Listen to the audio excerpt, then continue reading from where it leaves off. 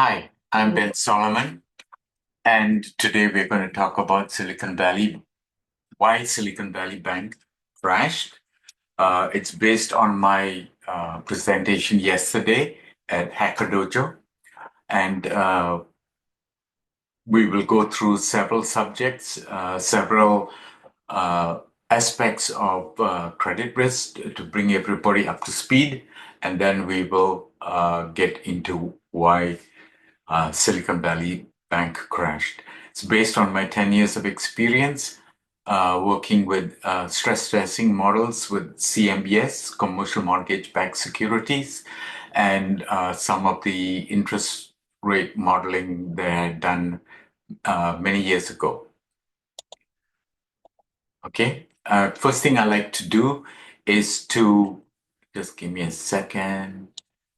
Um, bring about awareness of what of our situation when we're looking into something new.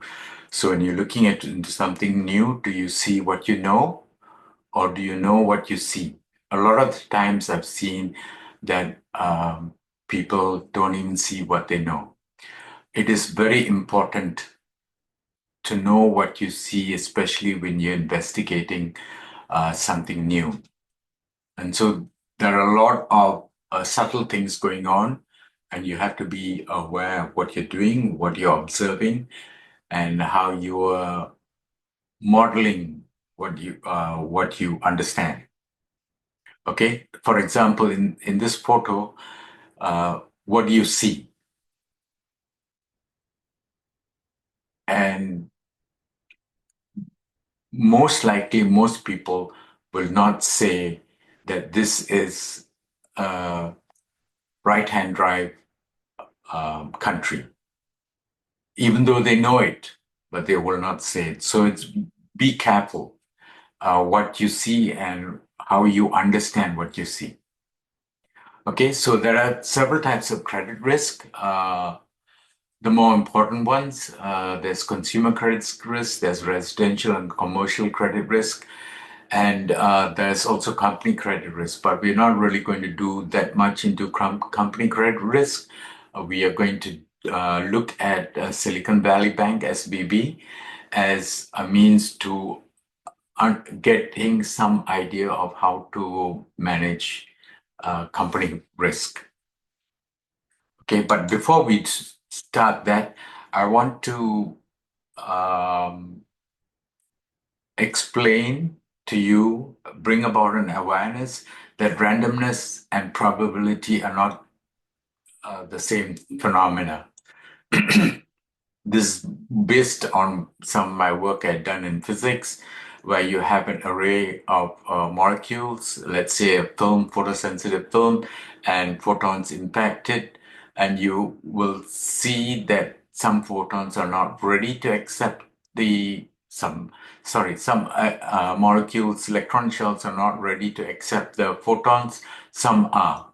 And so that is the cause of randomness when something is ready to accept it, and and the probability is in the vicinity, overlapping that readiness.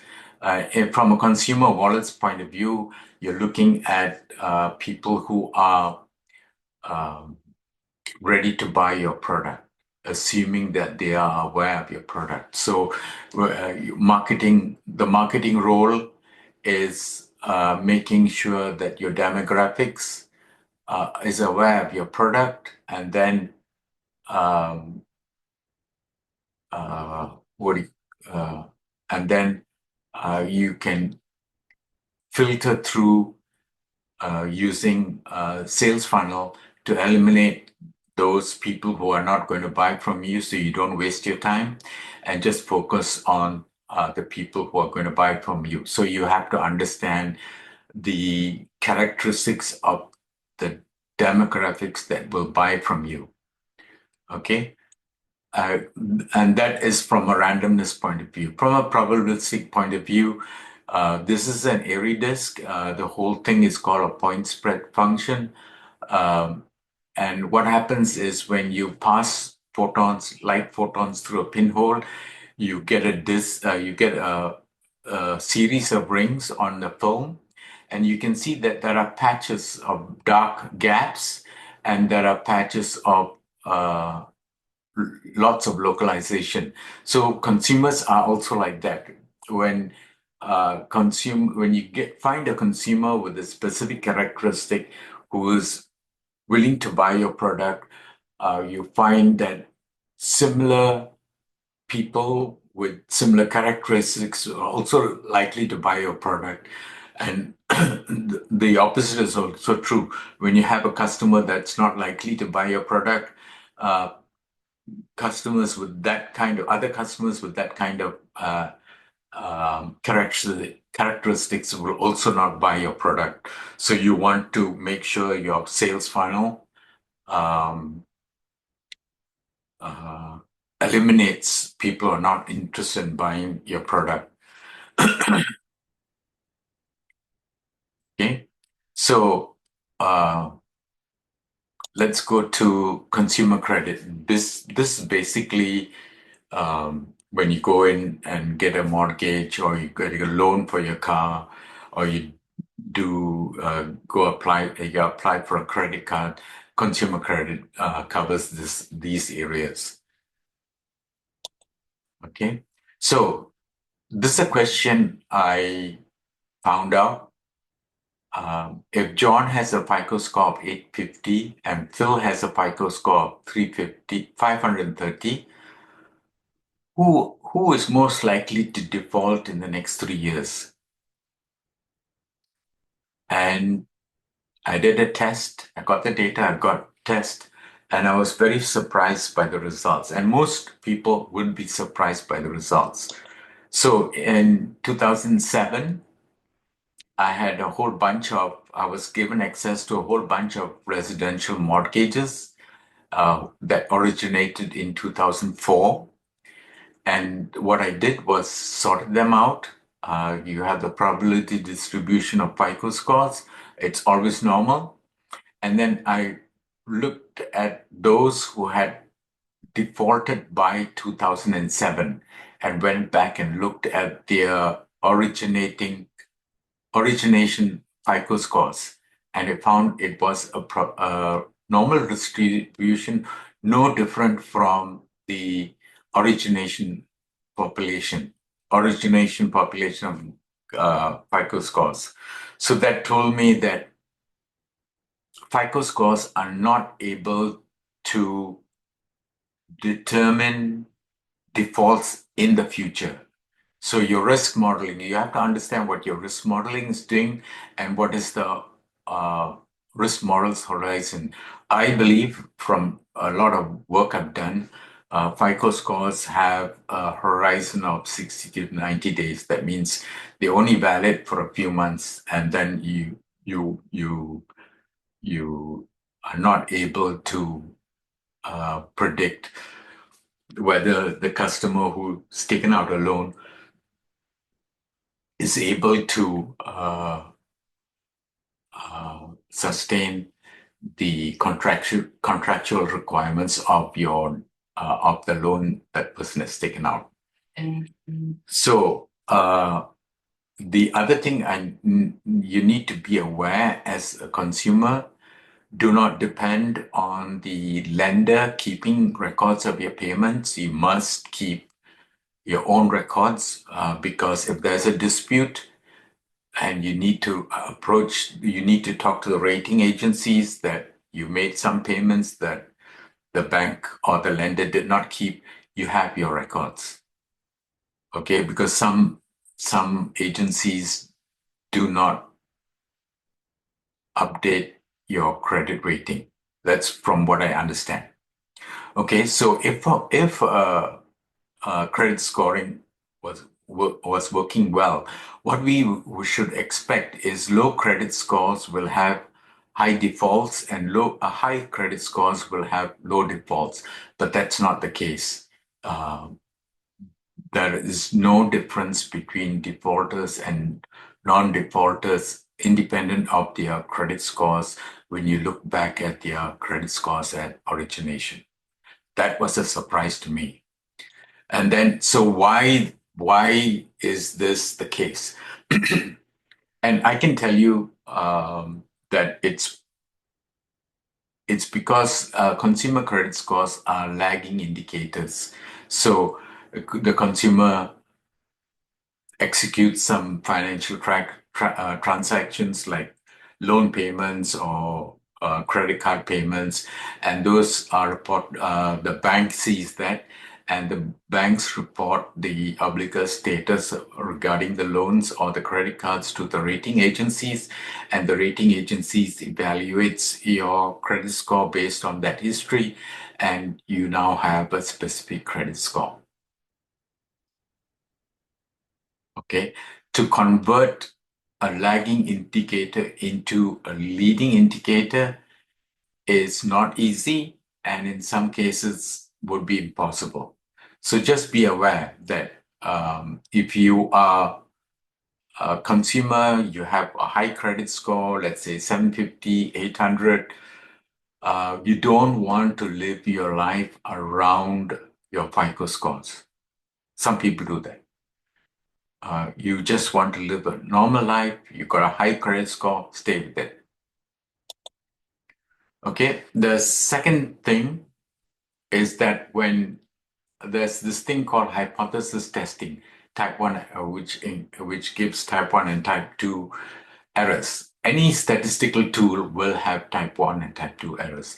FICO scores, consumer credit scores are statistical tools.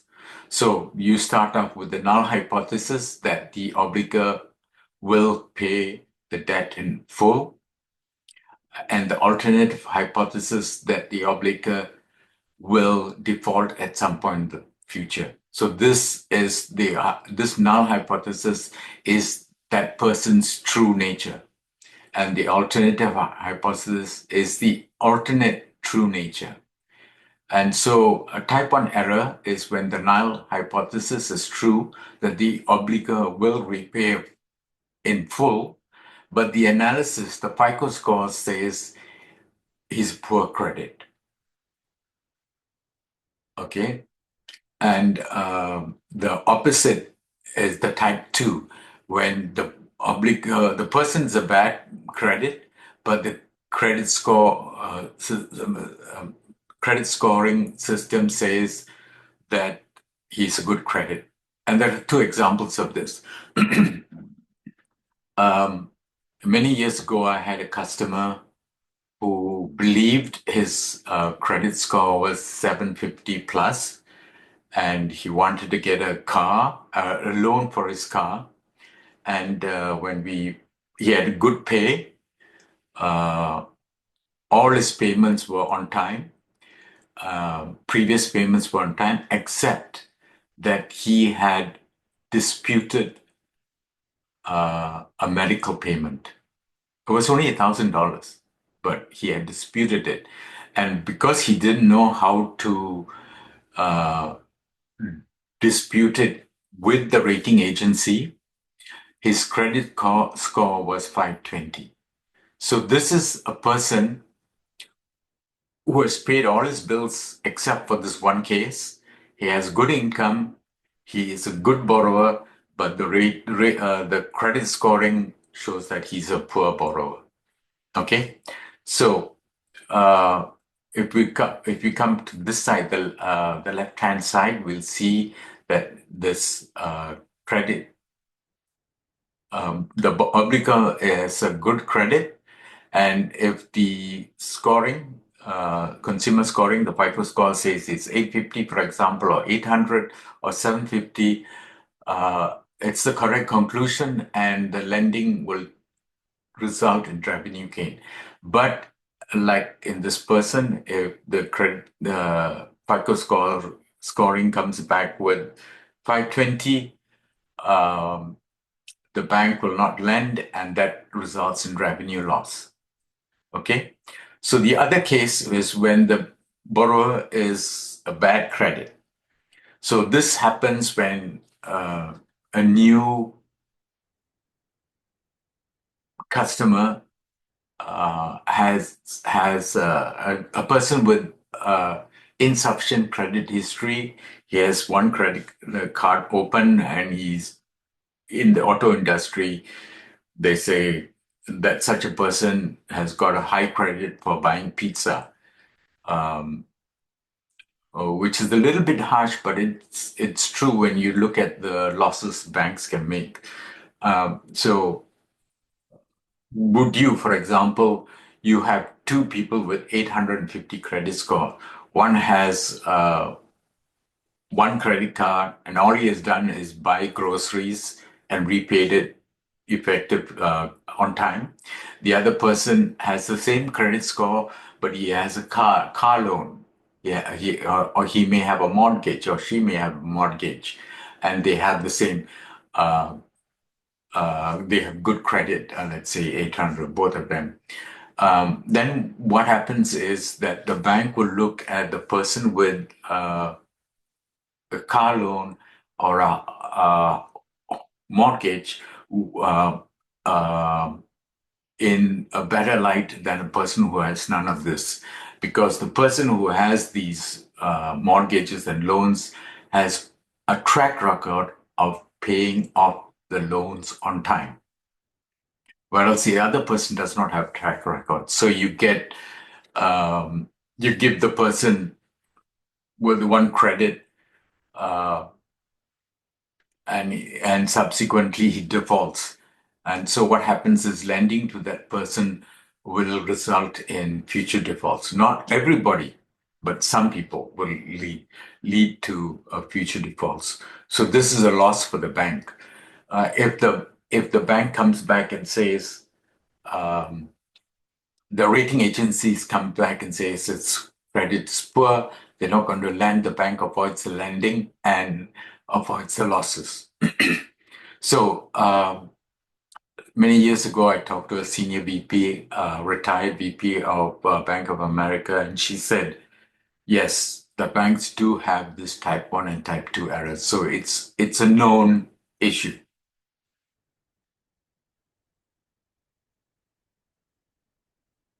Okay, let's go to the next slide.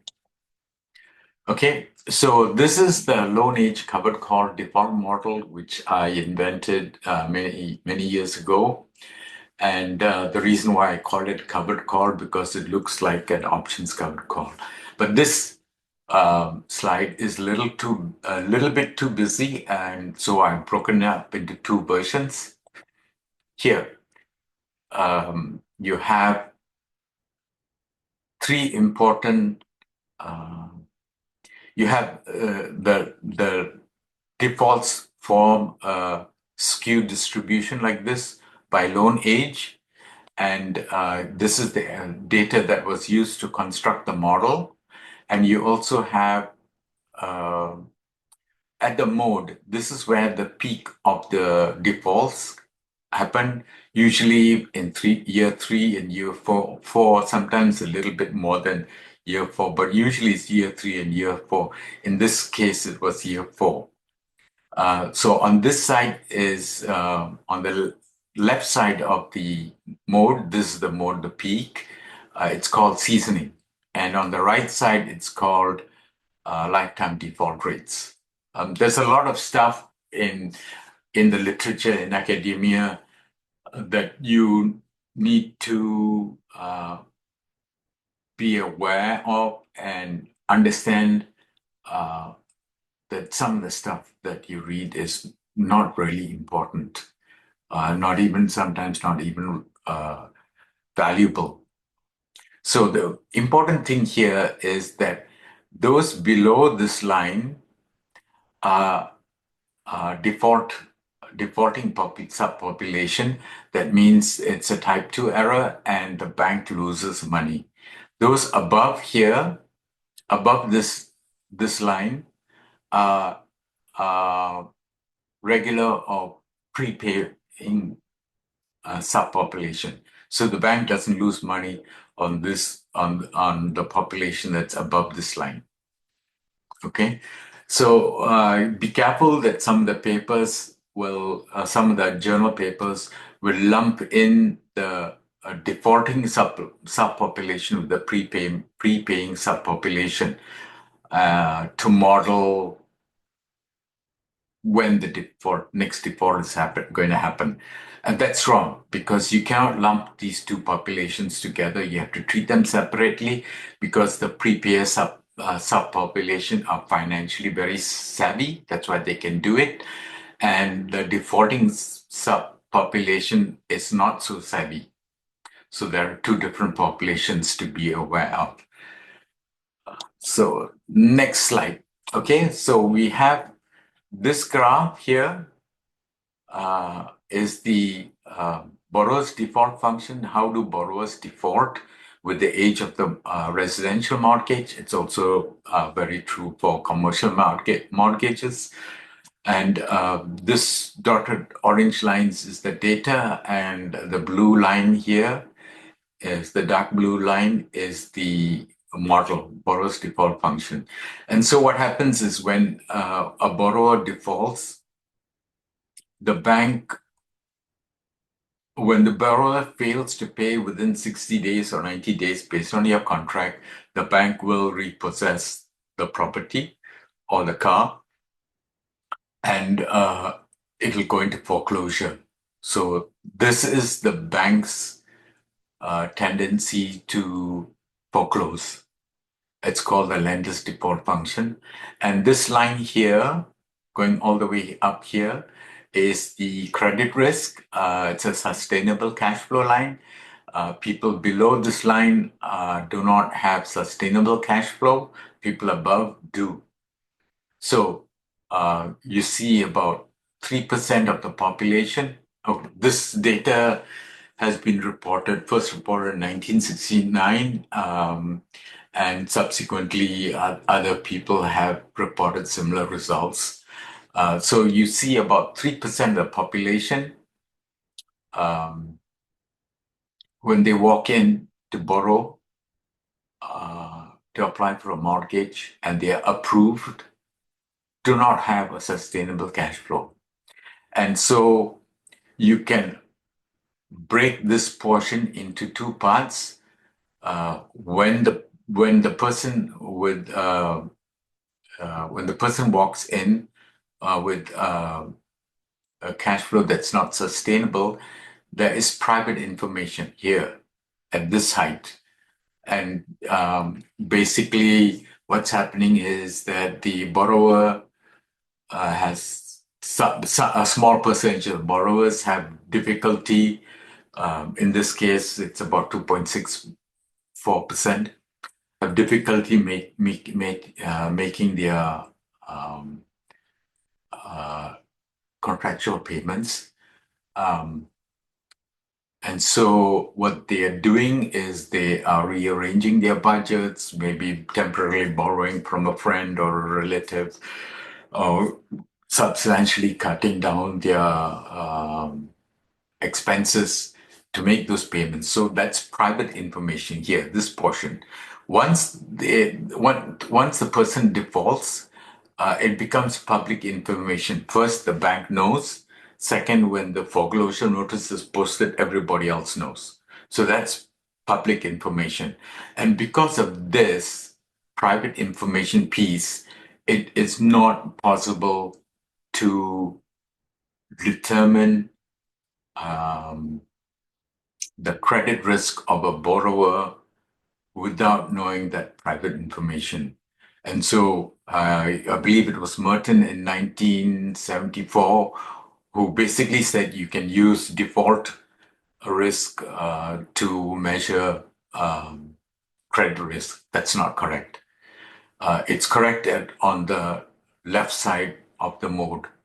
On the right side of the mode, it's correct, but during the seasoning stage, that's not correct. So that brings up some of the issues with Dodd-Frank.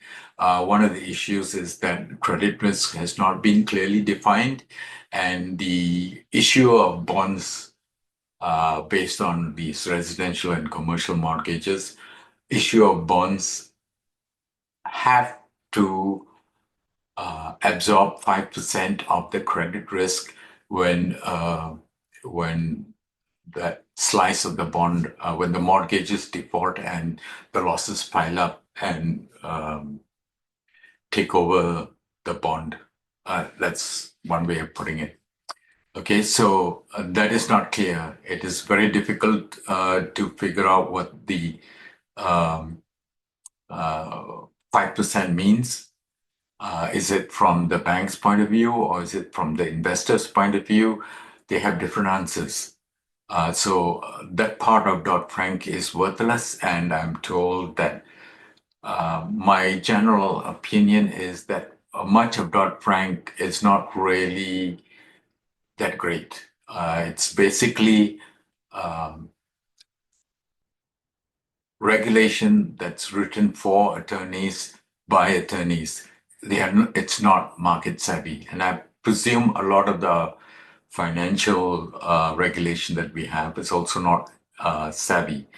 Oh, that reminds me, when I was going through SIFMA's definition of defaults, I found that there were three situations where I thought the default definition was not clear. In fact, it made it doubtful that SIFMA had got the right approach to defining defaults. So defaults is easy to define, but when you start building portfolios and portfolio losses, you'll find that it's not easy to measure the defaults. Okay, so let's go to the next page, portfolio loss given default. This took about 10 years to put together. Okay, this is the true behavior of portfolio losses. They have very long tails. Okay, and the most popular measure of risk in the financial services industry is this value at risk at the 98th percentile of this distribution. Okay, I included in my work, I included CVA, conditional value at risk, and because I wanted to know if we are underestimating extreme losses. This portion is called extreme losses. Some people call it tail losses. I just stick with VAR and CVA because there's a lot of confusing papers on what is really meant to be what. And yes, this is CVA is right, and no, this CVA is not correct, and VAR is correct, and VAR is not correct. So you have to be very, very careful what you read and who's writing it. Do they make sense when they write these papers? Are they jumping to conclusions, or do they have a motive, an agenda for writing those papers? So this is my own work. It took me about 10 years to figure out. When I first joined stress testing at an investment banking company or fund manager, depending on what their roles were, they had both roles. I was told that the losses were a normal distribution, and you do times one, times two, times three to find your 98th percentile. That's three standard deviation. And nobody can explain why people did it that way. That was the old way of doing things. Then the modern way of doing things was VAR and CBA. So I did a lot of digging, and then I realized one day that the mean of the losses is very close to the standard deviation of the losses. So if the mean was 1.04%, the standard deviation would be 1.25%. So it's very, very close. So under the assumption that losses were normally distributed, you could use the mean as an estimate for the standard deviation and say times one, times two, and times three would give you 98 percentile. Okay, that's wrong.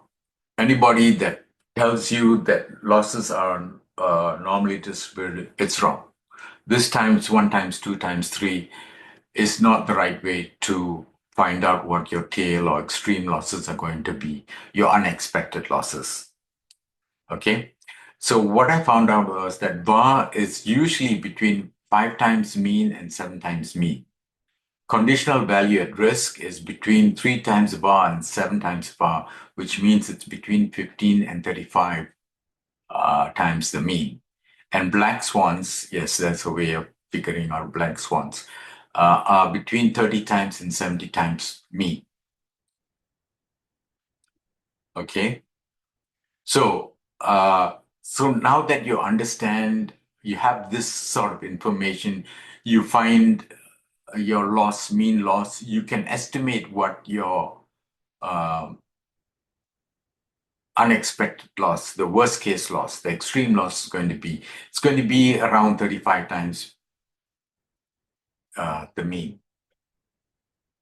Okay. And the other thing I wanted to tell you is that here, these are long tails, and some of the papers that reported for fat tails. That means this line was up here, somewhere up here. Um, and that is an artifact of regression theory. Why do I say it's an artifact of regression theory? Because regression theory takes all these points into consideration before it finds the minimum sum of square of the errors. But the bulk of your data is here. So what regression theory does is to fit the data here, because most of the data points are here, it will lift up this tail and give you the appearance of a fat tail. So fat tails are an artifact of regression theory failing. And statistical techniques do fail. If you're not careful about what you're seeing, you will take it to be a correct model. I have seen F ratios of 160,000. And when I plot the graph, I know it's wrong. That's because regression theory has failed. And there are very specific conditions under which regression theory will fail. You have to be very careful what you're doing. You have to watch. The easiest way to check what you're doing is plot the graph, plot the data, and plot the model and see how it fits. The test statistics, the p-value, F ratios, the t-value, those are useless when the statistical technique breaks down. So you have to plot and see what's going on. Okay. Now let's take a look at SVPs. These are some key elements of the CEOC. CRO, CFO, COO, CEO, all these people's responsibilities. And it is an estimate. It will change from industry to industry. Not that much, but it will change. For example, the CEO is responsible for both the income statement and the balance sheet. The CEO and the chief operating officer is responsible for the income. The COO is responsible for the interest expense.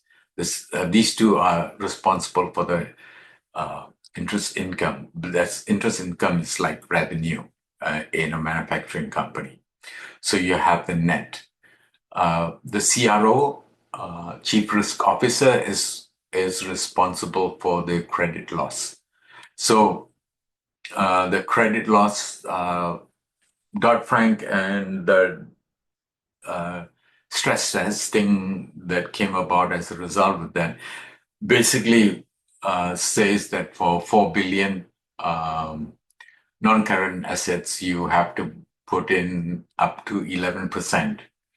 It doesn't say that, but that's from experience, I can tell you 11% is a good estimate. Here in this case, SVP had 9.7% credit provisions for credit loss in 2022, which is not that much. It's peanuts. If you look at their balance sheet, the total credit loss allocation was only 630 million, which is very, very low if you understand the rest of how SVB operated, and we'll get to that in a minute. The CFO is responsible for the equity, same with the CEO, but the CFO has more say because he knows what the tax expenses are, what drains your cash flow, and what contributes to your cash flow. He's in better control of that. Okay. So this is the kind of exercise you need to do, especially if you are a founder, well on your way to becoming successful. And most of my lectures are basically geared to founders. And here I use this to explain why you need to be aware of these things. You don't need to know how to calculate them, but you need to be aware.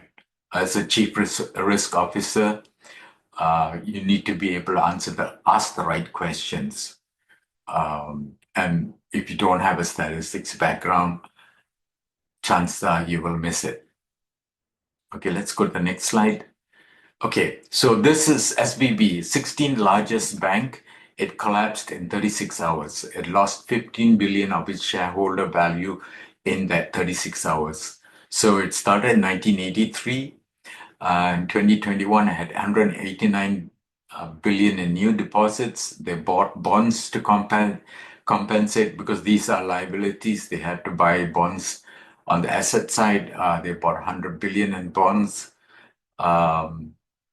And then 22, they lost 30 billion of the new assets, and the 100 billion bonds lost value about 15 billion, 17 billion, and they had insured deposits. That means deposits less than 250,000 at about 9 billion, and the uninsured deposits are more than 250,000 at 151 billion. And in 2023, in March, they saw 42 billion in withdrawals. That is not the whole story. Okay. Here we see a slightly different picture. In the second quarter of 2022, depositors withdrew 10 billion. Third quarter, they withdrew about 11 billion. Fourth quarter, they withdrew about 4 billion. And at this point, at the beginning of this quarter, the second quarter, April, March, I forget, April of 2022, the CRO resigned, is a writer. She resigned, and the bank was without a CRO for about 8 months. That's a very big telltale sign. Obviously, they would have, my guess is that they would have interviewed a lot of candidates for CRO, and most of these candidates, when they saw what was happening, they would have probably turned it down. And that's why it took 8 months before somebody came on board. I think it was January of 24 that the new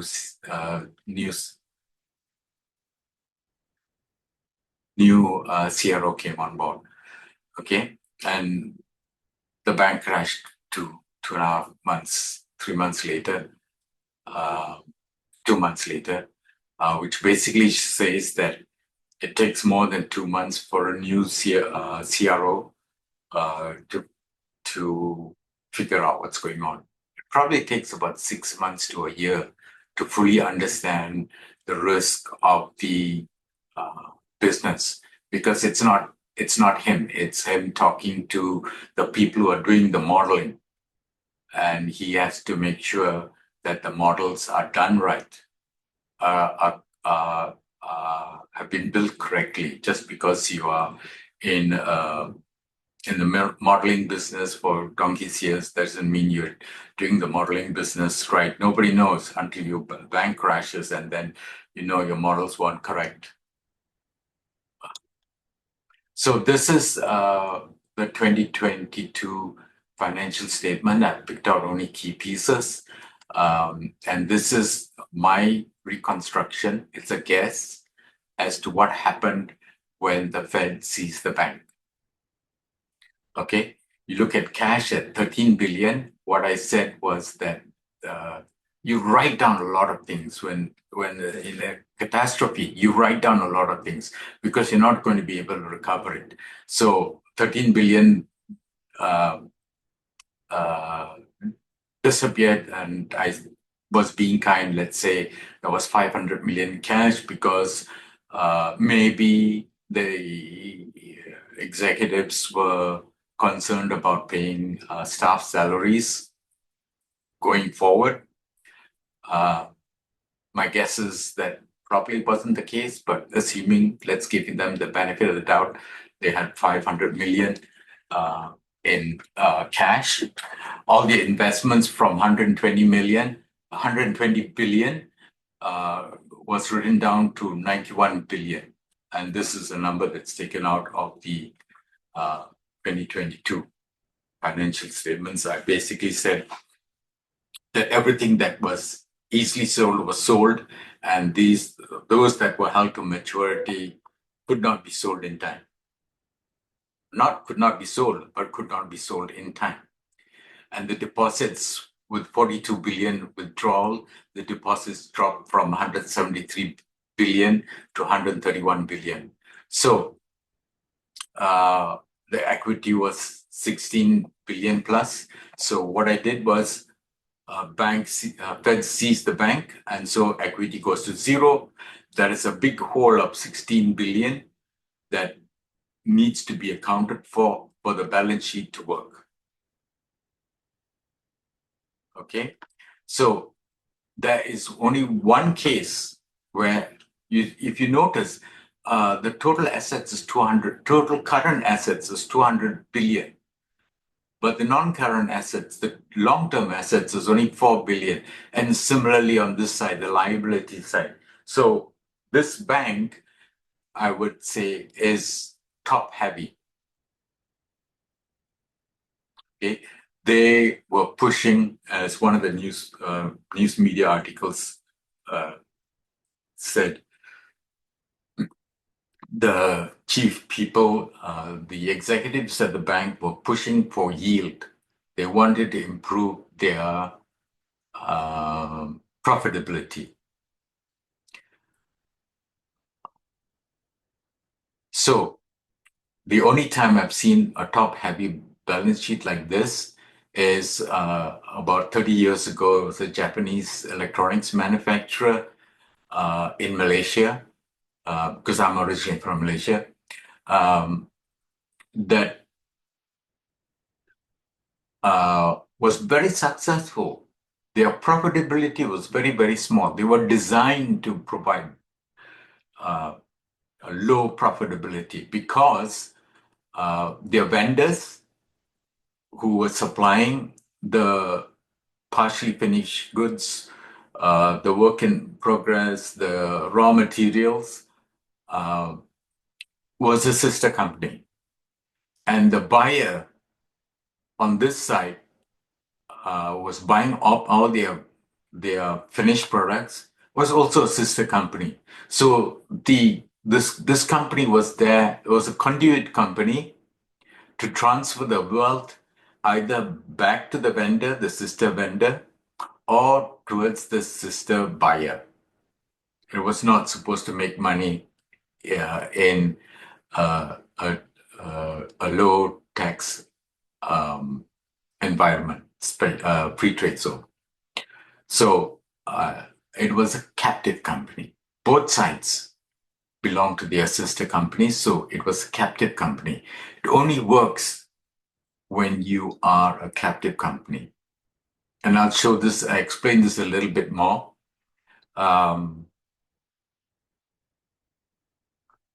So what you can see here is the book lost about 60 billion.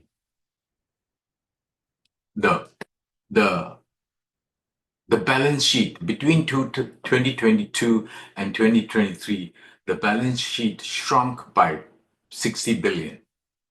If you include 2021, the balance sheet shrunk by 80 billion. Okay? So, lesson one, Dodd-Frank works in this region, the long-term assets. So Dodd-Frank had only 44 billion to work with, whereas the rest of the company was up here working at 200 billion and more. So what was SBB's problem? If you lose, it's not just duration matching, which is a financial term. If you can lose 42 billion in 36 hours, can you unload your investments, 42 billion of your investments in 36 hours? That was the crux of the problem with SBB. And I'll show that in a later stage, in the next slide. But the reason why I brought this up is now that the elections is over, it's pretty safe to say this. Trump had reduced some of the had reduced some of the stringent requirements of the Dodd-Frank requirements to make it easier for the smaller banks, not the big banks, only for the smaller banks to handle risk. Okay, so that makes it easier. They're much smaller banks, so and if they failed, it wouldn't be a big issue to the banking system.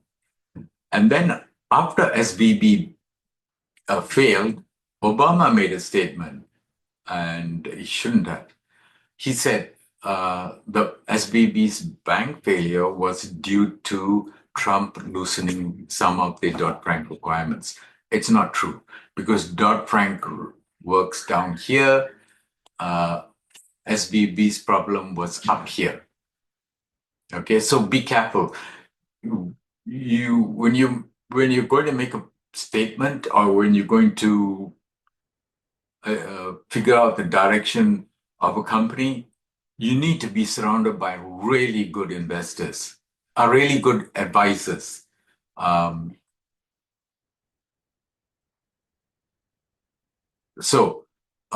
What happened is that we have had about 11 recessions since the 1940s, and almost every time there was a recession, there have been crashes, and there have been new financial regulation to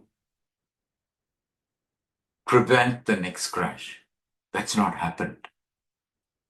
Okay. In fact, the SVB crash and two other banks, banks that crashed immediately after SVB, didn't have a recession as an excuse. Okay? Didn't have a recession.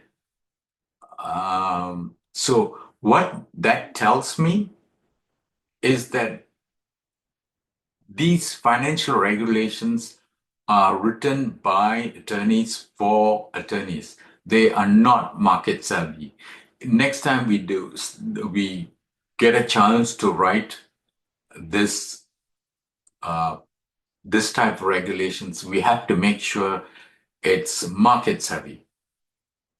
Okay, and during one of my sessions, somebody asked me, will we have another crash? Yes, we will have another crash. It's not if, it's when. Dodd-Frank does not prevent crashes, even though it claims to. And I'm told that if you print out the entire Dodd-Frank, it's this thick. Who is going to read that much? It is to satisfy a political need, not to make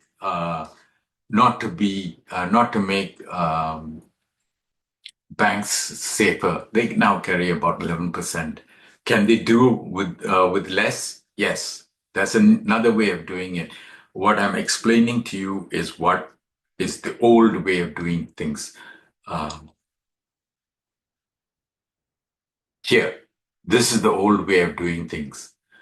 There are certain segments of the financial services industry where you can uh, change the way you do things.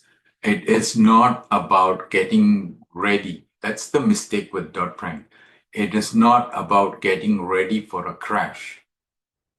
It's about how do you prevent defaults. That is the market savvy question that they need to answer. Okay. So lesson 2, an estimate of SVB's failure. So we know this part, 420 million was irrelevant to SVB. Dodd-Frank was irrelevant. The estimated probability distribution of default losses looked like this in the long-term assets. SVB's problem was up here. Okay. When you have depositors are always withdrawing. But when you have a trigger, that withdrawal jumps. Okay, this is an estimated probability of how this behaves. It should look very similar to this. And that in SVB's case, the trigger was the $1.7 billion loss SVB incurred and had to file with SEC when they sold some of their long-term bonds.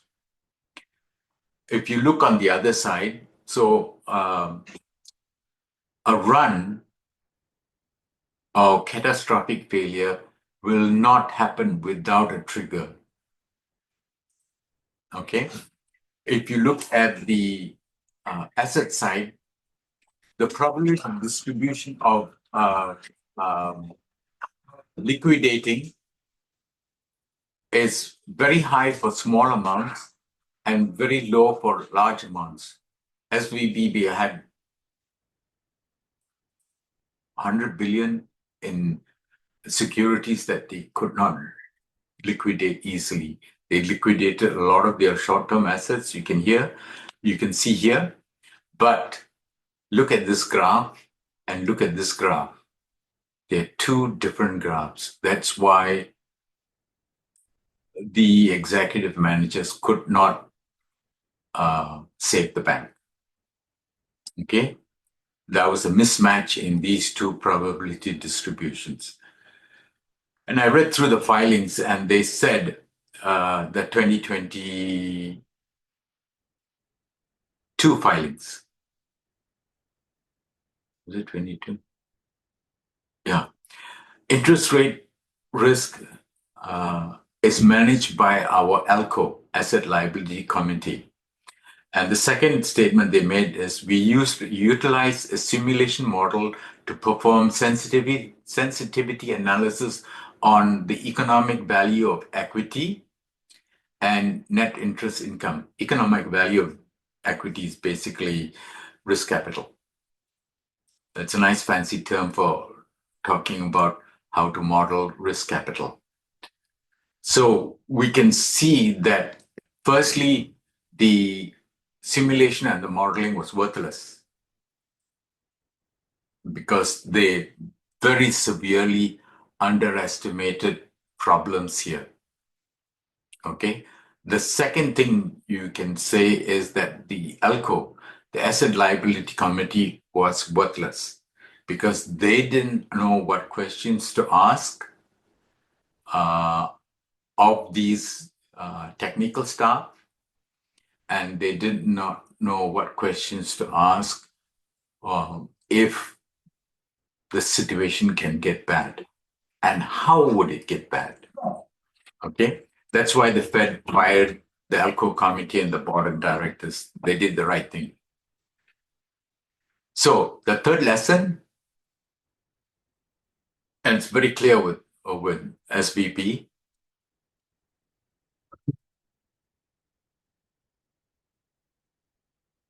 um, when they had the 24 billion in withdrawals, they were in the denial zone. That means they were saying, hey, look, this is not a problem. It's only 24 billion. But what led to that denial was the 42 billion in a matter of days. Okay. Somebody asked when the 2008 Wall Street crash of 2008 that happened, that um, uh, that was very catastrophic. So one of the journalists asked some of the bankers, why did you do this? Whatever models they were running, whatever strategies they were in effect. And their reply was, everyone was doing it. So be careful. When bankers are homogenized, just like when investors are homogenized, you can expect a catastrophe. It's here, it's quite one thing to know what your 98th percentile is, if your modeling is correct. It's quite another to respond to a bad situation before it becomes a catastrophe.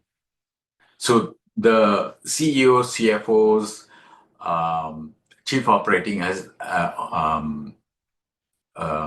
officers, ALCO should have started to respond to their bad situation in this phase.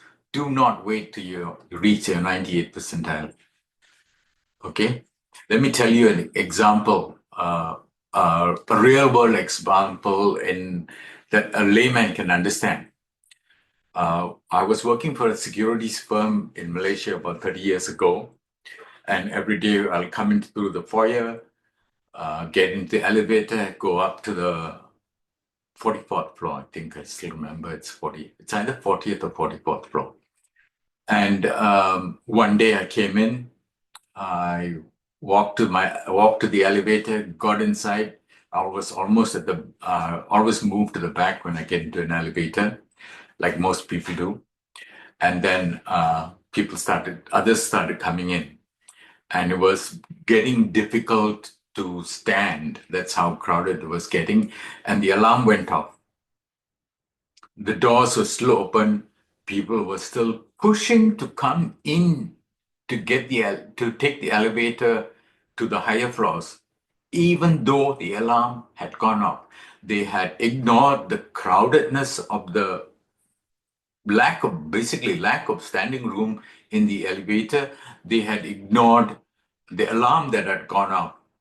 And finally, some people decided they weren't going to get in.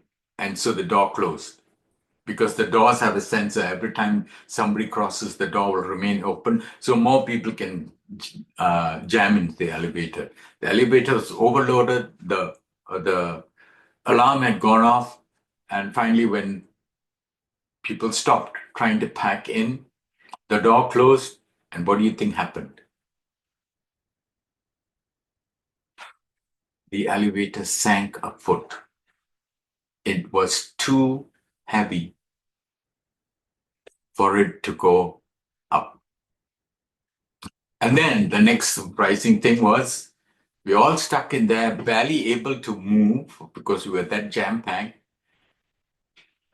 And then you hear the security guard outside the elevator doors. And he says, "Where's the key?" "What do you mean, where's the key?" "The key to the elevator door so you can manually open it." They don't know where the key is. It took them a whole half an hour for them to find the key. And they finally opened the door and let us out. So the two lessons there is, if you are stuck at the back, let's say you're a secondary lender, goodbye to you. Because if that customer folds, the primary lender usually gets almost everything. Because why do you need a secondary lender if you have enough, more than enough cash flow to manage your loans. That's my thinking. The other thing which is more relevant to this case is like the CEOs, CFOs, and chief operating officers and everybody else, the ALCO committee, they did not believe that they were in serious trouble. They were in the denial zone. Okay. Partly because they were ignorant of the whole risk management, partly because the models were wrong, partly because they were thinking it'll go away.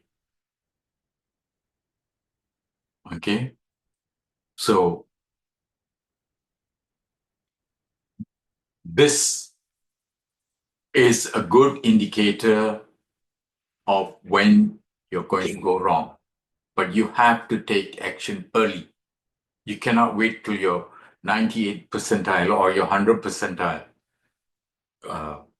You have to start taking action early. That's why I put this times one, times two, times three. Maybe times three is about the time you start taking action. When you reach that times three, you want to start taking action because you don't want to be in a situation where your problem is out of your control. Okay. Let me see. Lesson 4. A good chief risk officer is an invaluable asset. A CFO cannot, and I stress, cannot be the CRO as well. The CFO's primary responsibility is to make sure the company is profitable. The CRO's primary responsibility is to make sure that the floor under you does not collapse. So, what did this team do? They achieved a marvelous net income of 2 billion, but they shrunk the balance sheet by 80 billion between 2021, 2022, and 2023. They shrunk the balance sheet by 80 billion.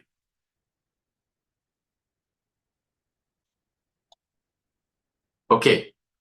Now, since this is a re-recording of that presentation, you can always reach out to me if you have any questions. If you need some consulting help, I will be willing to provide. And you can reach me through my LinkedIn connection. Thank you.